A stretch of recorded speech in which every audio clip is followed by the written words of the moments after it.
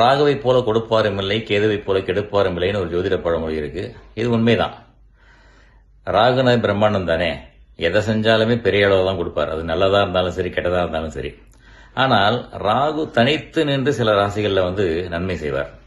அது என்னன்னு கேட்டீங்கன்னா, ஆமேடம் எருதுசுரா நண்டு கண்ணி இவை ஐந்தில் கருணாகம் பூந்து நிற்க பூமேடை தனில் துயிலும் ராஜயோகம் அப்படின்னு சொல்றாங்க.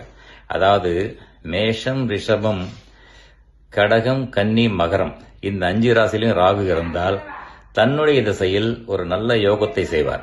அது மட்டும் இல்லாம பாத்தீங்கன்னா, ராகு தான் நின்ற வீட்டின் அதிபதி, தான் தன்னோடு நின்ற கிரகம், தன்னை பார்க்கும் கிரகம், இவர்களுடைய பலன்களை எல்லாம் வாங்கி தன்னுடைய திசையிலே செய்வார். இன்னும் சொல்ல போனா, இந்த மேல சொன்ன இல்லையா 5 ராசிகள், மேஷம், ரிஷபம், கடகம், கன்னி, மகரம், இதுல ராகு இருந்து இந்த ராகுடைய 4 கேந்திரத்திலும் கிரகங்கள் இருந்தால், சுபகிரகமாக இருந்தாலும் சரி, எப்படி இருந்தாலும் சரி, இன்னும் பலன் யோக பலன்கள் உண்டாகும். ராஜயோகம்னு சொல்றாங்க அதை.